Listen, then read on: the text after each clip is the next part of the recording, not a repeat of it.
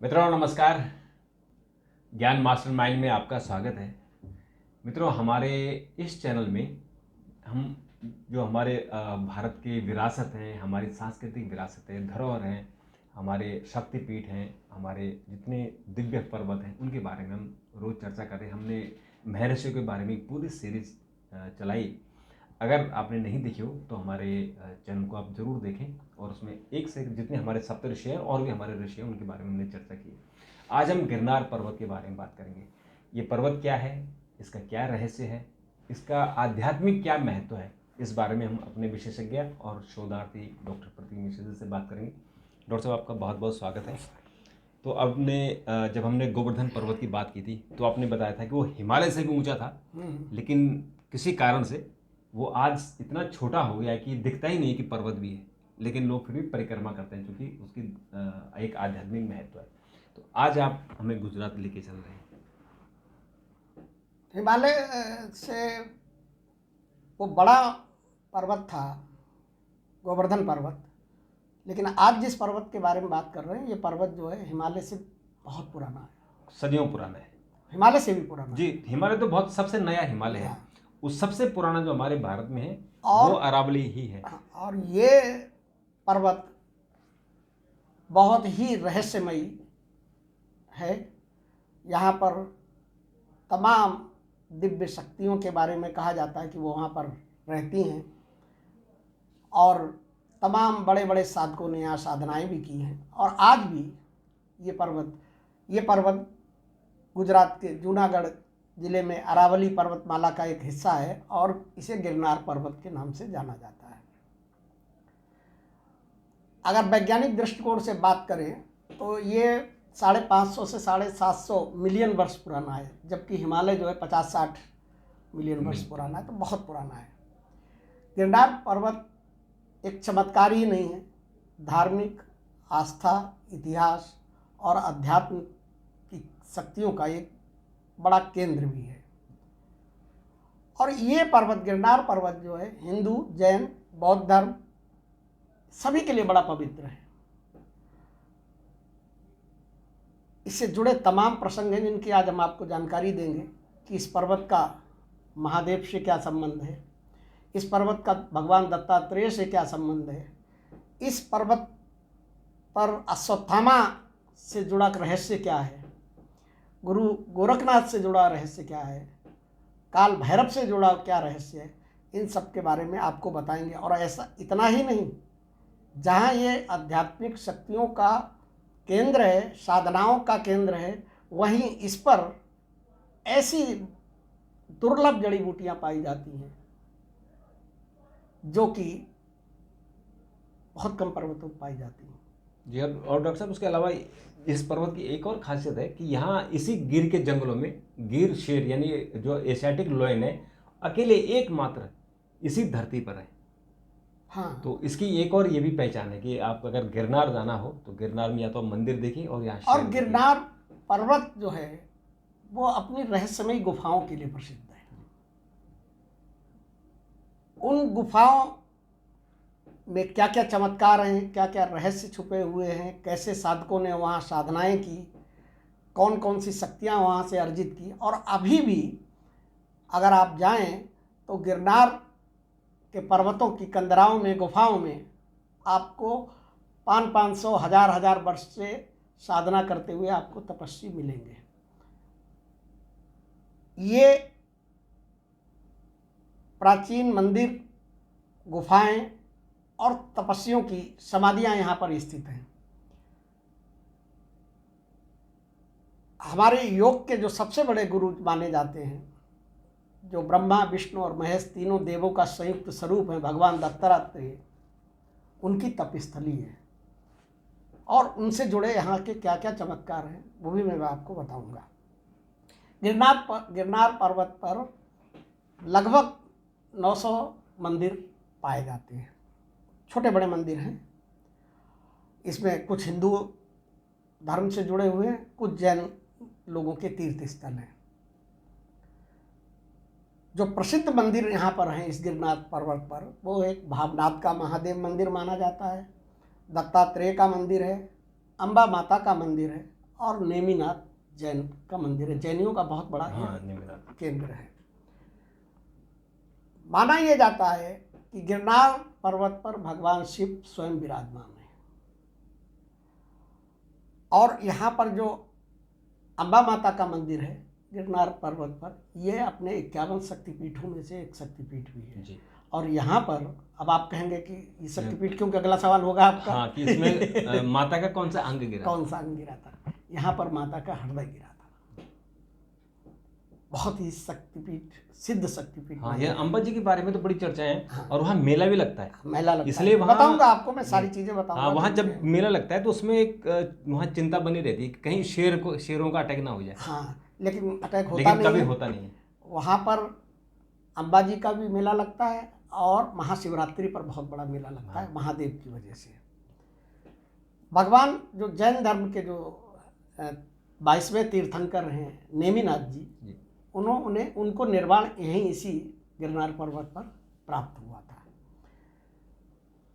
गिरनार पर्वत की सबसे बड़ी जो खूबी है प्राकृतिक हरियाली, वहाँ का मौसम, दिव्य अलौकिक शक्तियों से और ऊर्जा में माहौल, वातावरण के साथ साथ यहाँ पर चढ़ाई के लिए 1000 सीढ़ियाँ हैं।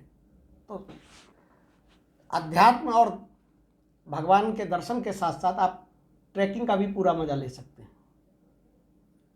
और सीढ़ियाँ काफ़ी खड़ी हैं, चढ़ाई मुश्किल है।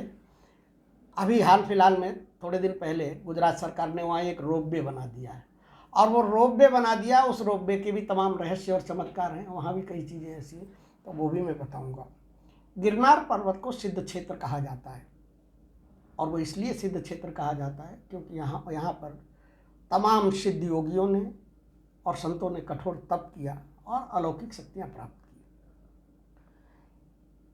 की। ये पर्वत जो है अनादिकाल से अघोरी संप्रदाय का, नाथ संप्रदाय का, जैन संप्रदाय का और शैव साधकों का साधना का प्रिय स्थल रहा है, पहले से रहा है, अभी भी। इन सब जो पंथ हैं, इनसे जुड़े हुए जो संप्रदाय से साधु हैं, संत हैं, वो एक बार जरूर गिरनार पर्वत पर जाना चाहते हैं। और कोई भी सच्चा साधक, जैसे मैंने बताया था कि जो तंत्र का साधक है या जो और साधनाओं को, बड़ी दिव्य अलौकिक साधनाएं करना चाहता है, जैसे वो माँ छिन्नमस्ता के यहाँ जाता है, वो त्रिपुर सुंदरी में जाता है, वो तारापीठ में जाता है, वो अपने ये जो पीताम्बरा पीठ है दतिया में जाता है, तो वो गिरनार पर्वत पर भी एक बार जाना चाहता है। क्योंकि चूँकि माना ये जाता है कि भगवान महादेव सूक्ष्म रूप से यहाँ निवास करते हैं, तो इसलिए ये ऊर्जा का एक प्रमुख केंद्र है। अब शुरुआत करते हैं आपको भगवान दत्तात्रेय से, क्योंकि गिरनार पर्वत के जो महत्व है उसमें भगवान दत्तात्रेय का बहुत बड़ा रोल है और उसकी वजह से बहुत माना जाता है। ये पर्वत जो है उनकी तपस्थली रही और यहाँ पर ही उनकी तप से, साधना से प्रसन्न होकर भगवान शिव ने उन्हें दिव्य ज्ञान दिया। बताया जाता है, हमारे यहाँ मान्यता है कि हजारों वर्षों तक वो ब्रह्म ज्ञान और योग साधना में लीन रहे। गिरनार पर्वत पर जब आप जाएंगे तो सबसे ऊंचाई पर उनका मंदिर है और उस मंदिर में चरण पादुकाएं हैं। मान्यता ये है कि ये चरण पादुकाएं भगवान दत्तात्रेय की हैं और ये भी माना जाता है और ये तमाम साधकों ने बताया भी है कि दत्तात्रेय भगवान सूक्ष्म रूप में यहाँ निवास करते हैं और कुछ साधकों ने उनके दर्शन भी किए हैं। बाकी बहुत से साधकों को वो अदृश्य रूप में मार्ग निर्देशन भी देते हैं।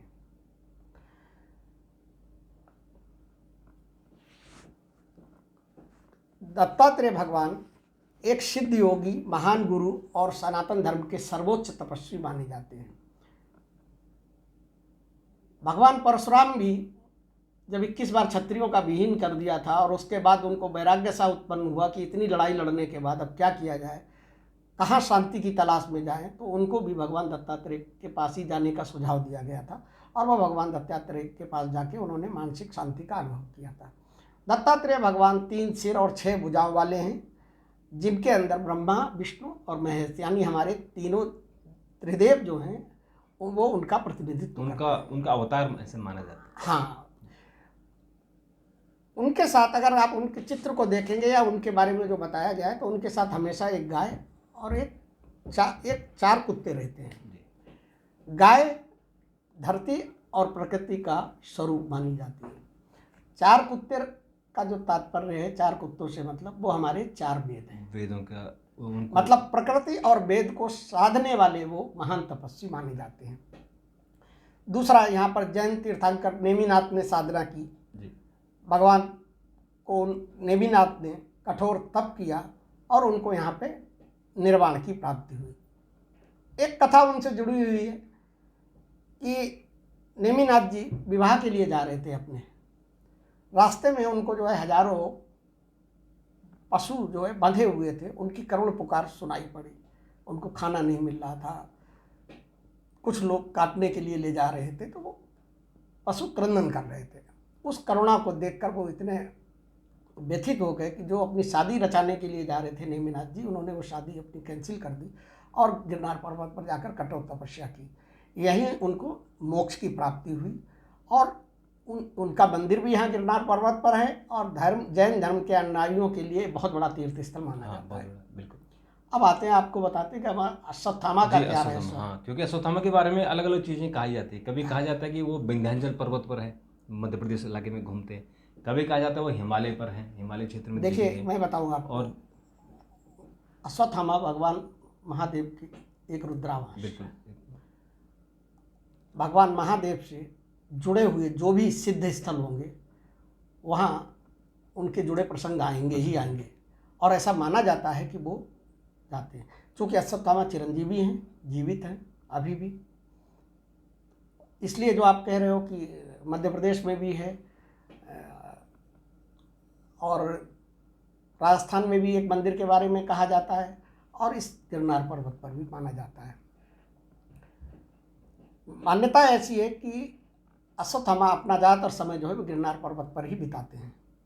और जो गिरनार पर्वत पर मैंने बताया कि महाकालेश्वर का जो शिवलिंग है उसके पास वो साधना करते हैं और इसकी तस्दीक कई योगियों ने, कई साधकों ने की है कि उन्होंने उनको साक्षात देखा है जी। साधकों ने कहा है कि दिव्य पुरुष शिव की उपासना कर रहा होता है और जिसके शरीर से रोशनी निकल रही होती है और मतलब वो आज के आम मनुष्यों से कई गुना लंबा चौड़ा है। ऐसा साधक जो है वो यहाँ पर उनका दावा है कि उन्होंने देखा हुआ है। गिरनार पर्वत में मैंने बताया कि आपको रहस्यमयी गुफाएं हैं जी।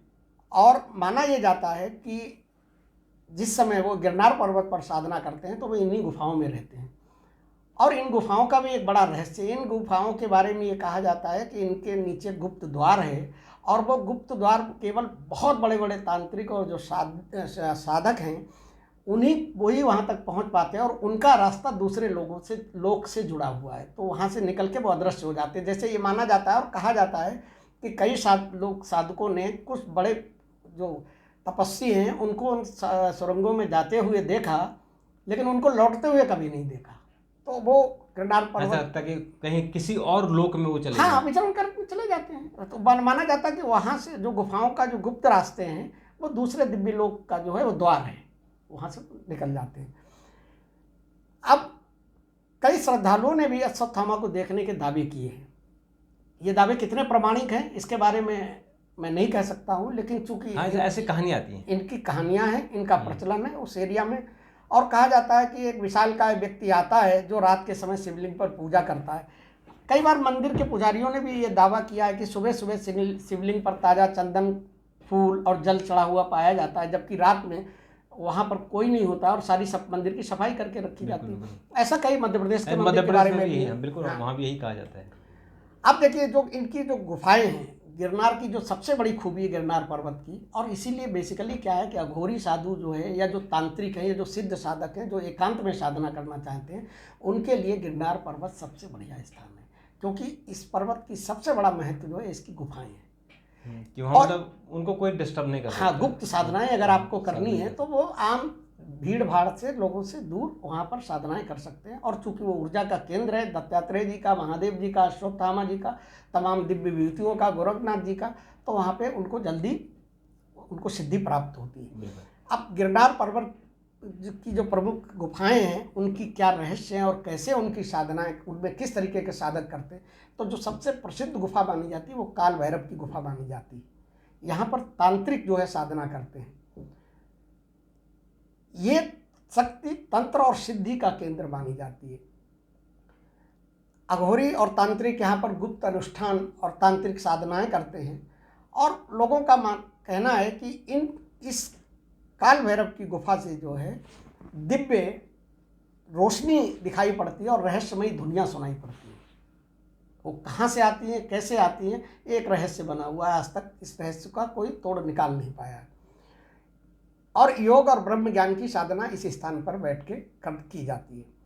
जो भगवान दत्तात्रेय से जुड़ी हुई जो गुफा है, उस गुफा में एक अखंड धूनी जलती रहती है। और यहाँ वो साधक साधना करते हैं जो ध्यान और योग की चरम सीमा पर जाना चाहते हैं। गुरु गोरखनाथ जी ने भी यहाँ बहुत कठिन तपस्या की थी। और कुंडलिनी जागरण और हठ योग जो है गोरखनाथ जी ने इसी गिरनार पर्वत पर बैठ के किया था। यहाँ पर माना जाता है कि अमृत सिद्धि की जो है साधना की जाती है। अमृत सिद्धि, जो साधक इस सिद्धि को कर लेते हैं वो अमृत सिद्धि हो जाती है। अमृत सिद्धि का मतलब कि वो किसी मृत व्यक्ति को भी जो है जीवित कर सकता है। एक तरीके से मतलब संजीवनी मंत्र जो है उसे मिल जाता है। और वो बाबा गोरखनाथ की कृपा से होता है। ऐसा भी माना जाता है कि इन गुफाओं में जो है समय थम जाता है। कुछ मैंने आपको बताया कि कुछ तो इतनी रहस्यमयी है कि लोग जो है वो जो साधक अंदर जाते हैं वो वापस ही नहीं लौटते हैं। और यहाँ पर समय, जैसे कि कैलाश पर्वत पर समय की गति जो है ना रुकती है, वैसे ही यहाँ पर समय की गति रुक जाती है, ऐसा माना जाता है। और सैकड़ों वर्ष तक लोग जो है यहाँ पर अभी भी, मतलब अगर आप वहाँ जाएं और आप थोड़ा सा समय व्यतीत करें और वहाँ अगर ढूंढने की कोशिश करें तो आपको कई ऐसे साधक और तपस्वी, ऋषि, सिद्ध, मुनि मिल जाएंगे जिनके मतलब 500, 800, 1000 वर्ष जिनकी उम्र है और वो वहाँ साधना में लीन है। यहाँ तो एक और गुफा है, आत्मसिद्धि गुफा के नाम से जानी जाती है। वहाँ मोक्ष की साधना करते हैं। ये सब जो है गिरनार पर जितनी गुफाएं हैं ज़्यादातर गिरनार पर्वत की ऊंचाइयों पे हैं, चोटियों पे हैं। इस गुफा में, आत्मसिद्धि गुफा में, नेमिनाथ जैन जी ने, जो जैन धर्म के तीर्थंकर हैं, उन्होंने यहाँ साधना की थी और मोक्ष यहाँ पे प्राप्त किया था। गिरनार की जो गुफाएं हैं उनसे जुड़े हुए कई चमत्कार भी हैं। गिरनार पर्वत की गुफाओं को आप केवल ये प्राकृतिक संरचनाएं नहीं मान सकते हैं, बल्कि ये अलौकिक ऊर्जा और सिद्ध साधकों की तपस्या स्थली भी हैं। तमाम गुप्त साधनाएं, यौगिक चमत्कार और आध्यात्मिक रहस्य इन गुफाओं के अंदर छुपे हुए हैं। मतलब अगर सामान्य श्रद्धालु भी इन गुफाओं में, कुछ गुफाएं ऐसी हैं जिनमें जाया जा सकता है, सामान्य श्रद्धालु भी जाते हैं तो वहाँ पे उन्हें अदृश्य शक्तियों का एहसास होता है कि लगता है कि उनके कोई आसपास है। अगर आप वहाँ तप कर रहे हैं, तपस्या कर रहे हैं, साधना कर रहे हैं तो लगेगा कि कोई आदमी जो है आपको मार्ग निर्देशन दे रहा है, आपको रास्ता बता रहा है। उसके पीछे मान्यता ये है कि तमाम सिद्ध योगी जो है वहाँ गुप्त रूप से निवास करते हैं और जो विशेष साधना में जो साधक लीन होते हैं उनको जो है दर्शन भी देते हैं और उनका मार्ग निर्देशन भी करते हैं। मैंने आपको बताया कि गुप्त द्वार है इन गुफाओं के अंदर से, जहाँ से लोग अन्य लोगों के लिए, मान्यता ये है कि अन्य लोगों के वे चले जाते हैं। अब देखिए, गिरनार पर्वत पर बहुत से लोग आपको ये दावा करते हुए मिल जाएंगे, अगर आप वहाँ जाएं तो तमाम लोग आपको ऐसे मिलेंगे जो बताएंगे कि दत्तात्रेय जो मंदिर है भगवान का, वहाँ पे लोगों को उनके दर्शन हुए, दिव्य अनुभूतियाँ हुई, अलौकिक प्रकाश दिखाई पड़ा और कई साधकों को उन्होंने साक्षात्कार भी किया, बातचीत भी की। अब मैंने आपको बताया था कि अभी चूँकि 999 सीढ़ियाँ हैं तो अब ये जो है रोप वे में, जो इन्होंने रोप वे बना दिया सरकार ने वहाँ पे, तो रोप वे में भी लोग बताते हैं, जो रोप वे में यात्रा करते हैं, ऊपर जाते हैं, तो वो बताते हैं कि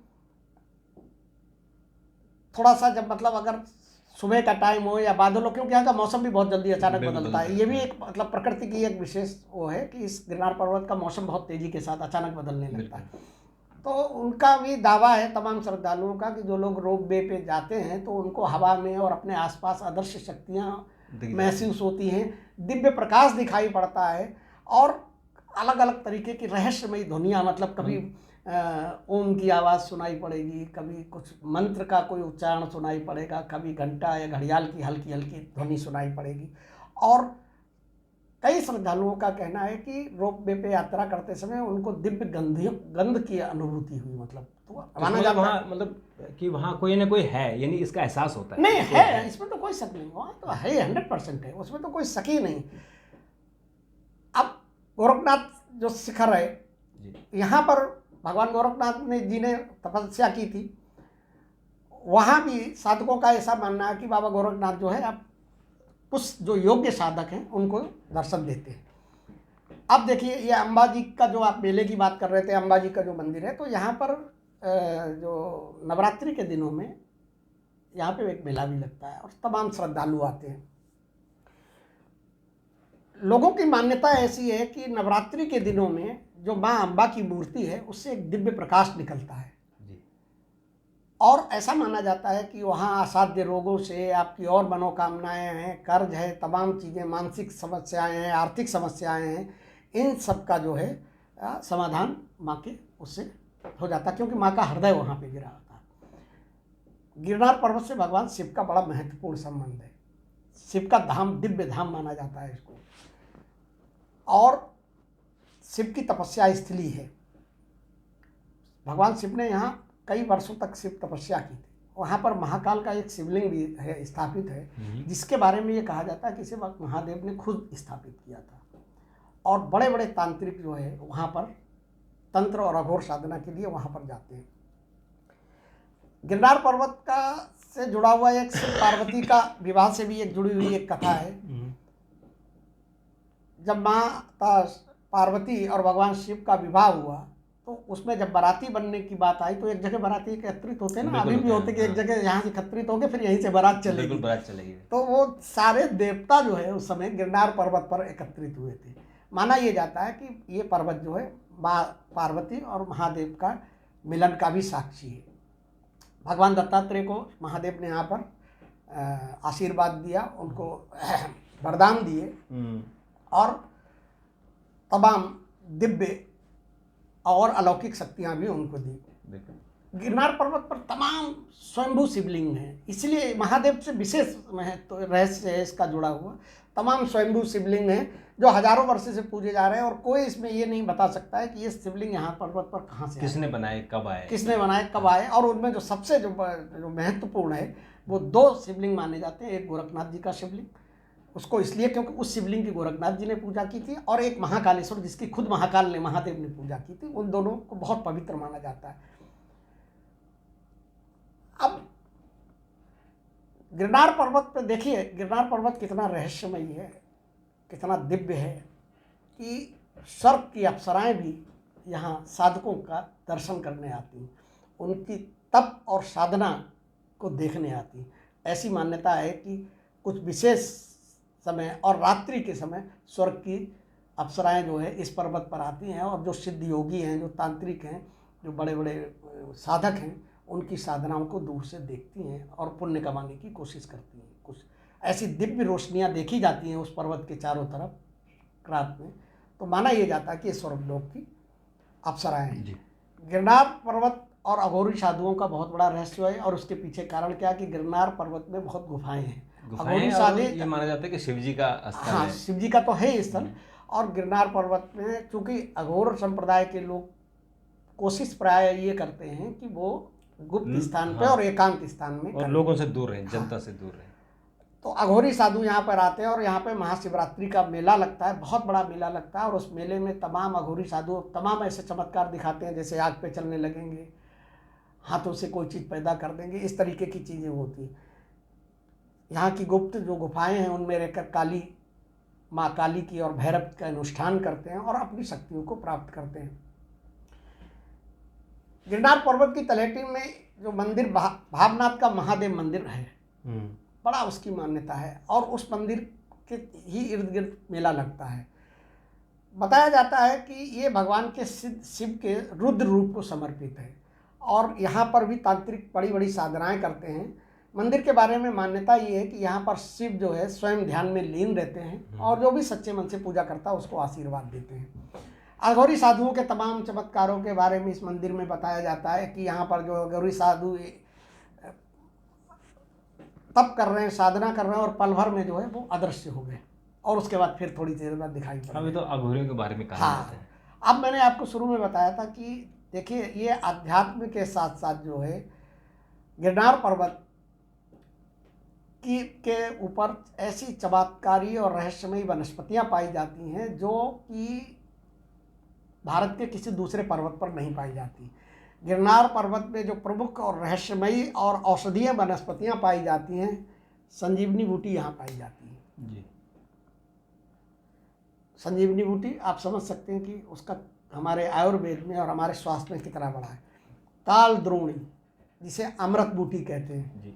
ये एक दुर्लभ जड़ी है जो केवल गिरनार के पर्वत पे ही पाई जाती है और इसे आयुर्वेद में अमृत तुल्य माना जाता है। ये शरीर की रोग प्रतिरोधक क्षमता बढ़ाती है और माना यह जाता है कि कैंसर जैसे रोग में भी जो है ना ये सहायक सिद्ध होती है। अघोरी जो यहाँ साधना करते हैं वो इस जड़ी बूटी का सेवन करते हैं, साधक भी सेवन करते हैं क्योंकि माना जाता है कि इसका सेवन करने से आपकी आयु जो है वो बढ़ती नहीं है बहुत तेजी से। ब्रह्म कमल यहाँ पर जो रात में खिलता है जिसके बारे में बताया गया। मुझे लगता है डॉक्टर साहब यहाँ जो है ना दो जो चीज़ें वो कहीं हिमालय से कोई लाया होगा। जैसे कि आपने संजीवनी की बात कही तो संजीवनी हिमालय में मिलती है बद्रीनाथ के पास। तो जब हनुमान जी गए होंगे दक्षिण में संजीवनी बूटी लेकर तो हो सकता है यहाँ उसका कुछ हिस्सा गिरा हो। और दूसरा ब्रह्म कमल वो भी केवल हिमालय में मिलता है लेकिन इसका कुछ यहाँ मिलता है। ये भी एक रहस्य है कि यहाँ ब्रह्म कमल कैसे मिलता है।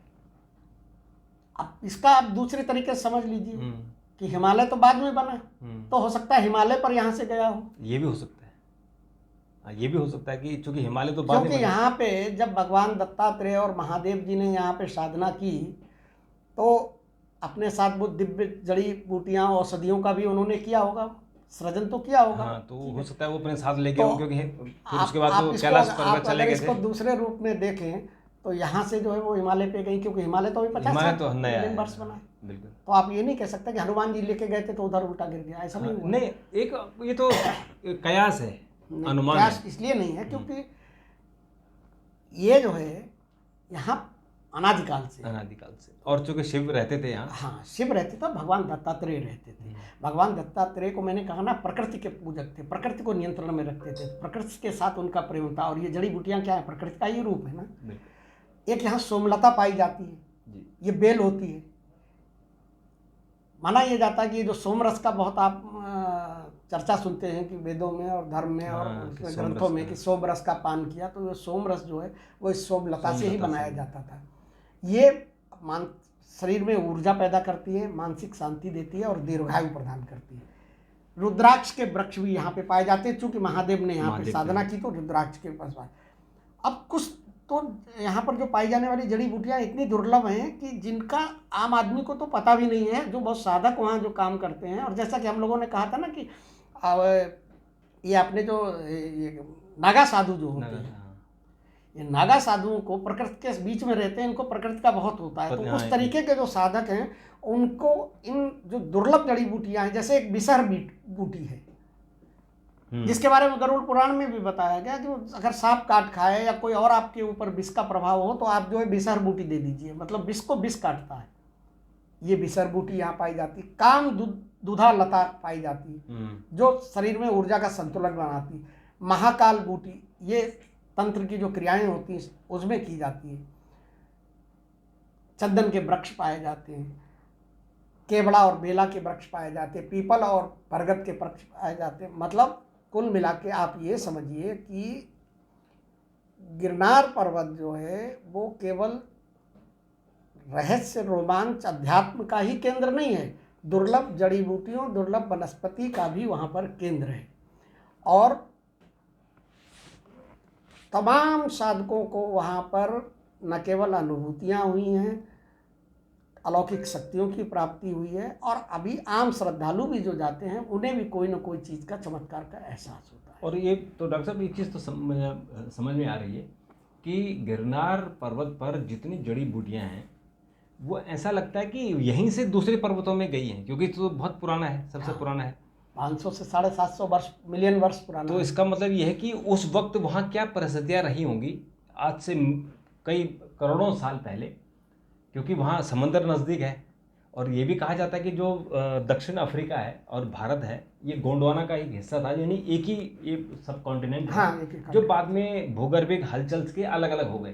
तो ये भी एक हो सकता होगा। और देखिए, मैं क्योंकि आपको वो बताऊं, हिमालय जो है, हिमालय तो बाद में बना, और हिमालय में भी पहले समंदर ही था, तो सब समंदर भिज का तो वो हिमालय खड़ा हो गया। ये जो गिरनार पर्वत है इसकी जो उत्पत्ति है ना, ये ज्वालामुखी से हुई है। हाँ, तो ज्वालामुखी की प्लेटों से हुई, ज्वालामुखी से जो निकली है उनसे गिरनार पर्वत। तो इसका मतलब यही एक मोटा मोटा हम एक कैलकुलेशन निकाल सकते हैं कि गिरनार में जो जड़ी बूटियां हैं यहीं से ही वो दूसरी जगह हिमालय में गई है, या जो विंध्याचल की तरफ गई हैं, दूसरी तरफ गई हैं। वो मुझे लगता है कि ये जो आपने बात कही है कि यहाँ चंदन, अब चंदन तो केवल दक्षिण में होता है, वो भी तमिलनाडु और आंध्र प्रदेश में केवल मिलता है, बाकी जगह अब नहीं है। तो हो सकता है कि उस वक्त चंदन वहां से गया। नहीं, ऐसा नहीं। देखिए, एक चीज मैं बताऊं आपको, चंदन वगैरह, चंदन है, बेला है, केवड़ा है, ऐसा नहीं है कि चंदन वहीं मिलता है। चंदन आप आगरा के ताजमहल में चले जाइए, चंदन के पेड़ हैं, वो लगाए गए हैं। ठीक है, लगाए गए हैं ना। हाँ, तो लगाए पेड़ तो वृक्ष लगाए गए। अब यहाँ के बारे में आप दोनों संभावनाओं, किसी संभावनाओं खारिज नहीं कर सकते। इसलिए नहीं खारिज कर सकते हैं की बात है ये, क्योंकि यहाँ पर पूरी पृथ्वी के तमाम साधक जो है आके यहाँ साधना करते थे। बिल्कुल। और चूंकि कोई भी साधक ऐसा नहीं है कि वो बिना प्रकृति से एकाकार हुए, बिना प्रकृति के साथ भी संतुलन बनाए हुए साधना या तपस्या में सिद्धि प्राप्त कर सके। चाहे वो गोरखनाथ जी हो, चाहे भगवान दत्तात्रेय जी हो, कोई भी हो, XYZ। तो ये सारे लोग, अब ऐसा तो है नहीं कि सीधे वहीं पहुंच गए। हो सकता है हिमालय से घूमते हुए वहां पहुंचे हों तो अपने साथ कुछ चीज़ें ले गए हों, लेकिन इनके बारे में ये माना जाता है कि ये भगवान दत्तात्रेय के ज़माने से, उस समय भी ये जड़ी बूटियाँ थी। अगर वो उस समय जड़ी बूटियाँ थी तो इसका मतलब आप ये कह सकते हैं कि वहाँ पर इनकी ओरिजिन रही होगी।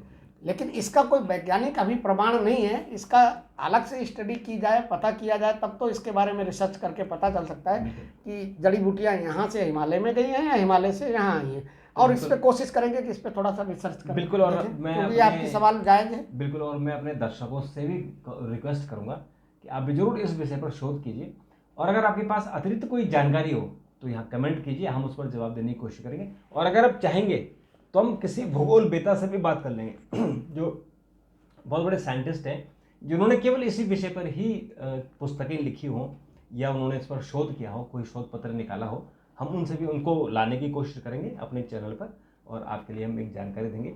तो डॉक्टर साहब, आपने जो जानकारी दी वो वाकई अद्भुत जानकारी थी, और मुझे लगता है कि हमारे दर्शकों को बहुत इसका फ़ायदा मिलेगा, और हम नई नई जानकारी आपको दे ही रहे हैं। और ख़ासकर हमारा फोकस रहता है कि जो हमारी जो विरासत है, हमारी जो सनातन धर्म में जो चीज़ें हैं जो अभी तक बाहर नहीं आई हैं, या लोग उसको छुपा देते हैं, नहीं आने देते, हम उस आप तक लाने की कोशिश कर रहे हैं।